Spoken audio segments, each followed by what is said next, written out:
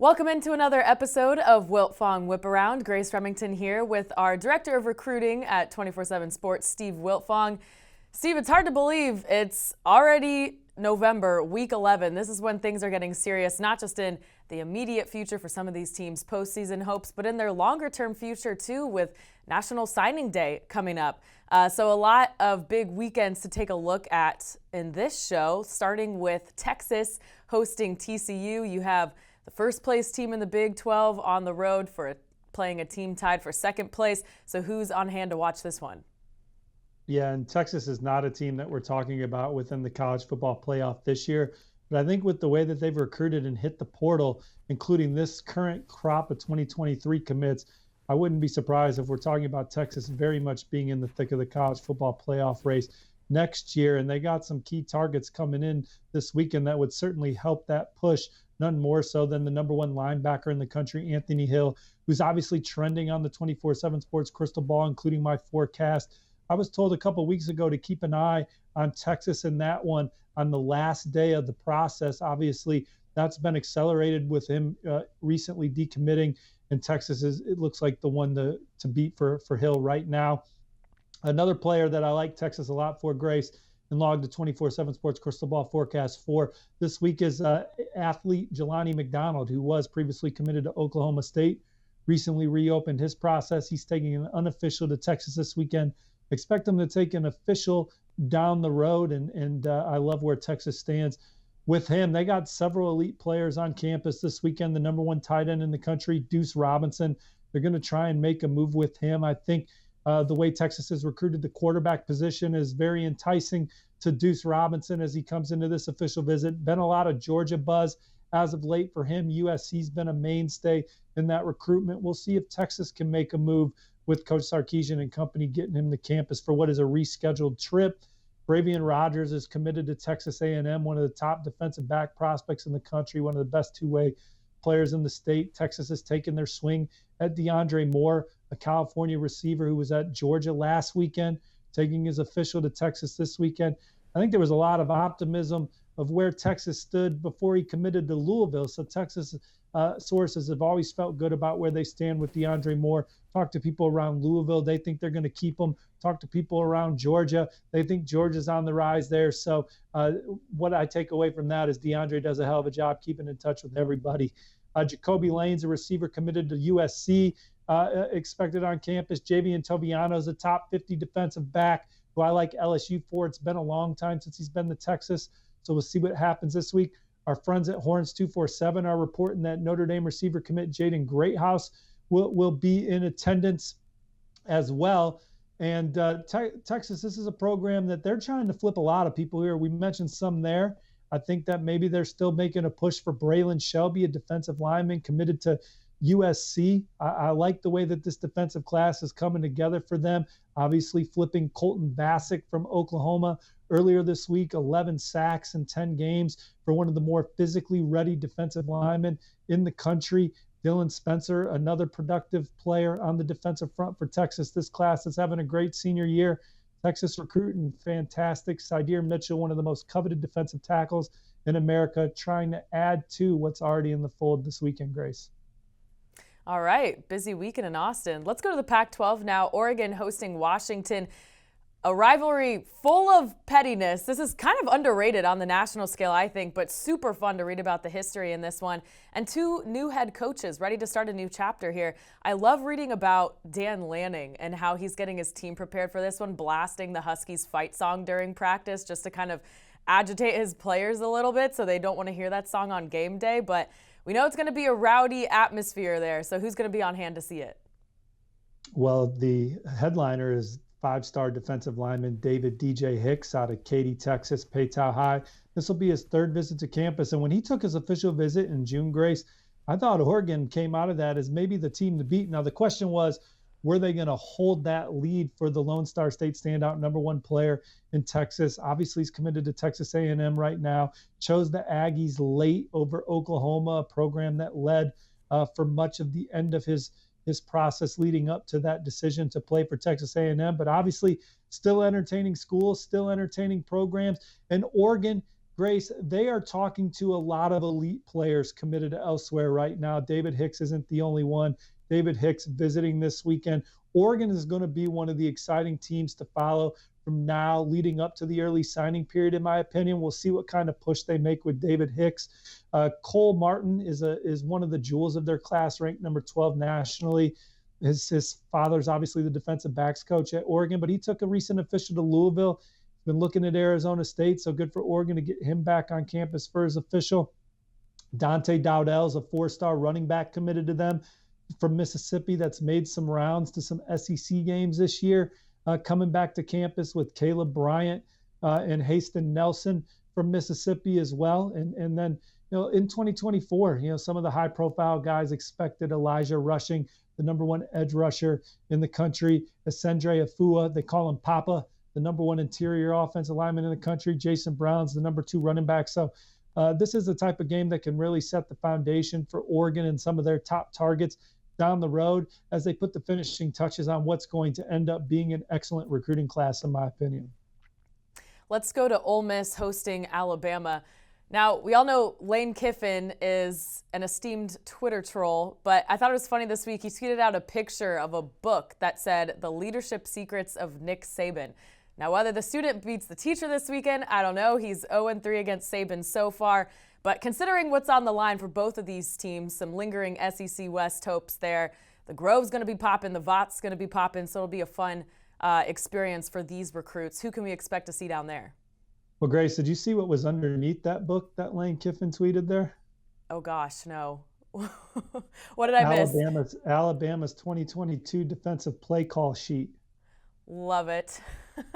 Yeah. So I think, Ole Miss isn't going to make it easy on Alabama this weekend with their offensive game plan, I'm sure. I'm expected to see flea flickers and all kinds of fun stuff as Ole Miss tries to take down Alabama, a team that's maybe limping in, I guess, when you talk about 2 losses to playoff contenders on the road by Alabama standard. But Ole Miss is going to give them their best shot. And they're going to do so in front of a talented group of prospects as well, including some of their coveted guys that are already committed. Suntarine Perkins is a top 247 linebacker that's been to Alabama this fall. Now, all the intel I'm hearing is that it's more likely that he sticks with Ole Miss than flips, but Alabama is certainly a program that he likes a lot. You have Aiden Williams, a 4-star receiver that was at LSU last weekend. He's a big one for Ole Miss, Grace, because Ole Miss is maybe losing their top 2 receivers at the end of the season. He's a guy that could be an instant impact player for them next year. So Caden Lee's a receiver that's coming in that's uncommitted, that Ole Miss has prioritized as long as any program in the country. My crystal ball is on Ole Miss for Caden Lee, who's taking his official, but certainly some of my colleagues have reported that UCF's making a move, and they're obviously very much in the picture. Isaac Smith's a 4-star safety that LSU's trending for on the crystal ball from the state of Mississippi. Ole Miss staff looking forward to getting him back around.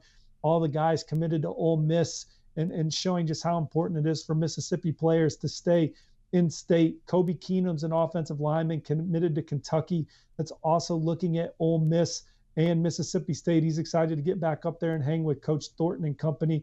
They're going to take their swing at Dakari Nelson. He's a 4-star safety committed to Penn State. I'm hearing that one's a long shot right now, but we'll see how the weekend goes. And then in the 2024 class, Walker White, I think we have our quarterback rankings at 24/7 Sports. I think Ole Miss's quarterback rankings has Walker White, number 1 in the country. They've had him to campus several times, bringing him back in for this game. The crystal ball favors the Rebels. They love him. They're excited to see him as much as any prospect on campus this weekend as Ole Miss tries to stay a consistent winner for years to come under Kiffin and the staff. Walker White's an important recruit in doing something like that. Let's stay in the SEC West with Auburn hosting Texas A&M. The Auburn community kind of has some life again under interim head coach Cadillac Williams. They didn't beat Mississippi State, had a nice comeback there. We saw some fight from the team we hadn't seen in a while. Plus the fan base is rallying around Caddy. I know, a lot of my friends have gone to Auburn, and then just, kind of reading the energy on Twitter, it seems a lot of people are a little bit more invested than they have been in a while. That all being said, still some uncertainty with how this coaching staff turns out. So how does that impact some of the recruiting visits going on this weekend? Well, I think now Auburn fans are looking at this program as better days are ahead, right? They have an opening in their corner office there and what's going to be a brand new pristine facility that everybody's excited about around there. And now you have Cadillac Williams, who I think maybe beforehand some Auburn fans were looking for a change. Now that they know the change is coming, they can really fully rally around their team again in the excitement of that potential future. And Cadillac Williams is obviously one of the more beloved players to suit up there in our lifetimes here. And so here he is, the interim coach, has former players juiced up to cheer him on. It's going to be a sellout for 2, 3, and 6 teams on the plains there. So there's going to be a lot of excitement in that stadium. There's going to be a lot of recruits kind of soaking in that pageantry. Ruben Baines, a top 247 defensive end that we've talked about a lot on this show for Miami Central, that's coming back for a visit this weekend. Rock Bellatani has done a great job recruiting Florida for Auburn, their edge linebackers coach. And, you know, we've talked about Louisville being in terrific shape for Bain. Obviously, the crystal ball favors Miami. But you talk to people around the Auburn program, they think they're in excellent shape for Ruben Bain coming into this visit. And with you, when you have a coaching change, Grace, if you've already taken an official visit to Auburn, if you have not used all 5 of your allotted trips, you can come back again. So Auburn has that card available to him down the road as well. But bringing him back up here, he obviously likes Auburn a lot and likes Coach Bellantoni. James Smith and Quay Rusar are the 2 in-state 5-star defensive linemen. Smith, an interior player, Rusar on the edge. They've been to 3 or 4 Auburn games this year. And so they obviously like Auburn a lot. We'll see what happens with the new coaching staff, but they certainly know every nook and cranny of the university and the traditions and everything, and going to go soak in some more this weekend. Jelani Thurman's the number 3 tight end in the country. He's committed to Ohio State, but he's been to several Auburn games this year as well. So again, you're just kind of laying a foundation now for the new staff, whoever that is. And maybe some of these assistant coaches will be retained under the next regime. Time will tell. But Auburn, all of a sudden, I could see them making a move with some of these guys that will matter in late November and December when they name a new coach. And we saw in this past cycle, programs like Oklahoma and Miami and Florida have excellent finishes. Oregon, obviously. Auburn is setting up for potential excellent finish with the amount of interest that these blue chippers like Bo Hughley, a top 247 offensive tackle who's committed to Georgia, but coming back to Auburn. He's been committed to Georgia since September 2021, but I feel like Auburn's been in the picture ever since then. So there's a foundation of guys highly interested in Auburn that are making regular visits, that when the new staff comes in and whoever carries over, it could be a seamless transition for the Tigers to land some of these guys and make a strong run leading up to the early signing period, and getting a nice foundation going for that new staff of guys that can be difference makers when you're trying to rise up the SEC ranks and play alongside Georgia. And LSU is obviously in the mix now. Certainly Alabama's not going anywhere. Tennessee's a national title contender. So Auburn, they need some of these guys to be in their program sooner rather than later if they want to make a quick run up the league like Tennessee has. Yeah, that all sounds really impressive. I love hearing that it's still a sellout crowd in Jordan-Hare despite the state of this program right now. It just goes to show how important this football team is to that community down on the plains. And, of course, recruits love that, too. I didn't even mention 5-star corner Tony Mitchell committed to Bama. So, yeah, there's going to be some star power in the building for that atmosphere you're talking about. That's awesome. All right, you have a few more updates on some highly touted recruits. Let's do a whip around. Yeah, this will be kind of Ohio State centric as we sit here right now. They're hosting 4-star linebacker Arian Carter for an official visit this weekend. Alabama, Michigan, Tennessee, the other contenders for him. It'll be interesting to see where Ohio State falls in after this visit. I think that he's a personality fit for the Buckeyes, so I expect him to have a good trip there in Columbus. And like what he sees as Ohio State hosts Indiana. Damon Wilson, 5-star edge from Venice, Florida, coming off a visit to Georgia, a return this past weekend. Certainly hearing a lot of positive vibes regarding the Bulldogs and that trip, talking to his father, but hearing that he wants to get back to Ohio State again now for the Michigan game over Thanksgiving weekend. So the Buckeyes still in the middle of that one. Caleb Downs is the number 1 safety in the country. committed to Alabama. Got a chance to talk to him this week as he was received his All-America Bowl jersey. And the vibe I get is that I think Ohio State's very much alive in that recruitment. He chose Alabama over Ohio State and Georgia. He was back at Georgia last weekend. I still don't see him playing his college football in Athens. And obviously, he loves Alabama and talked with Coach T-Rob and company this week. The plan right now is for him to get to the Iron Bowl. But we'll see what happens with that. And I think that Ohio State is in the mix. He told me that he basically talks to everybody on Ohio State's staff. That recruitment's obviously headed up by Perry Eliano. But Ryan Day and several other staff members still talking regularly with Caleb Downs. So I think that Ohio State's in that one as well. All right, let's get to some mailbag questions. Thanks to all of our viewers and listeners for sending them in. And if we don't get to yours today, please keep on sending them in because we love to know what's on your mind. Starting with Don Kukin, thank you for your question. Do you think Florida State's dominating win over Miami will help in any recruiting battles between both schools in 2023 and beyond? Well, it certainly can't hurt, right? Here's a Florida State program that's all of a sudden certainly on the rise. You can't debate that. They have the nation's number 18 recruiting class, which I think that they got some real difference makers in the hall, particularly at the point of attack with Keldrick Falk and Keith Samson. I think those guys are future all ACC players for them. And Lucas Simmons, one of the top offensive tackle recruits in the country as well. Also like Lamont Green, I think he's a high energy pass rusher and legacy recruit. I think that anytime you can point to a team and say, hey, we went down there and put a whooping on them when you're talking about recruiting, it certainly can't hurt. And there's going to be some high energy recruiting battles, obviously, in the Sunshine State in 2024 and beyond. And Florida State, they have a serious leg to stand on now with the way they went down to Miami and dominated that football game for 4 quarters. They sucked the juice out of there quickly. And Miami obviously had a lot of their top 2023 targets on campus. And look, Coach Cristobal said after the game, hey, we'll trade shoes down the road. And the way Miami's recruiting, they're recruiting a program that has a very exciting future with what they have in the fold and some of the elite guys that they're in the mix for here to finish up the 2023 cycle. But Florida State, man, they got some tangible things that they can point to right now, including a dominant win over Miami in Coral Gables. All right, our next question from Garvey HOF. What's the latest on Dante Moore, Oregon, and the crystal ball for him to flip to Michigan State?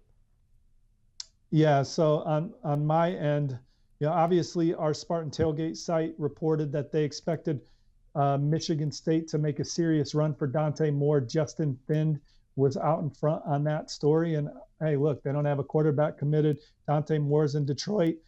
Do everything you can to try and get this young man to come back around. But I have not heard interest being reciprocated at any kind of serious level right now. Dante Moore's focused on making a deep run in the state playoffs, continues to have regular great dialogue with the Oregon staff. I do not have him on flip watch from Oregon as of November 10th. I mean, you and I both know recruiting's wild and anything can happen. There would be another high-profile quarterback I would look to first to say, hey, that young man's on flip watch more so than Dante Moore at this point. All right. Our next question from Jason Krulik. You might need to help me on the name for this one, Steve. What's the latest on offensive tackle Samson Okinlola, and who is in his top group? Yeah, so Samson Okinlola, he is one of the most coveted players in the country, regardless of position. He was at Miami this past weekend. The 24/7 Sports Crystal Ball favors Miami. I think that Miami's approach on the trail with Samson has put them in terrific position to land him right now. I also think that, there are a few others in the mix for him as well. And so we'll see how that recruitment continues to develop. But Miami has been the program that as of late, or really going back to the summer, has been the one that I think has put them in best position to land him at this point. Mario Cristobal, a big line of scrimmage guy, so that makes sense. No question. Coach Mirabel, they just they got a good working relationship together as well. And so, they got a good chemistry when they recruit offensive linemen. But look, I know the Alabama recruits have been working on him. I know he's really liked Michigan State. Oregon was a team that was in good position for him, and he's taken his time with his recruitment. Oklahoma's a program that I know he's corresponded with. Georgia, Ohio State. It will be interesting to see. But Miami, no one's called me up and said, hey, the pulse of this recruitment has changed, and it's not Miami. All right, interesting. And our final question coming in from Ben Fontenot. What are the chances of LSU landing either Desmond Ricks or Nicholas Harbor? Great. We got to read 24/7 Sports, man. I mean, that's a layup. You got to watch the show. I think they lead for Desmond Ricks. Now, certainly Florida and Alabama are going to have their chances to change that narrative, but he's been to LSU several times, has a great relationship with the staff, loves the trajectory of the program, and it's an opportunity where he has a chance to play early. We've joked about it on the show, Grace. If you and I were defensive back recruits for LSU with what they're losing, we would have a chance to be day one, two deep players for the Bayou Bengals, our skill set right now. And so tremendous opportunity for Desmond Ricks, obviously, to play earlier. Any defensive back that they're recruiting, which another one I like their chances for is JV and Toviano. And then Nicholas Harbor, slated to take his official visit in December. Jamar Cain has been recruiting him for years now, got him to Oklahoma when he was on the Sooner staff last year. Those two have really clicked. Again, Nicholas Harbor wants to run in the next Olympics. LSU's track program has done a terrific job recruiting him. LSU's and Mike Denbrock and Brian Kelly's track record with tight ends and jumbo pass catchers, I think is interesting for Nicholas Harbor as well. So LSU is in the thick of that one, but so is Michigan, so is Maryland. So they got some competition to land. Nicholas Harbor, South Carolina, obviously, but LSU, they're in the thick of it. I've always said if I had the chance to play football, I would be a defensive back. So if LSU extends that invite to us, Steve, I will gladly accept it. All right, well, that wraps another Friday show for us. Thank you, Steve, for all your insight today. And thank you, all of our viewers and listeners, for joining us, spending your time with us today. Remember to stay locked into 24/7 Sports on our YouTube channel and the website, of course, for all of the recruiting updates that you won't be able to find anywhere else, especially as we get closer to National Signing Day. We'll see you back here on Monday, and until then, have a happy game day weekend.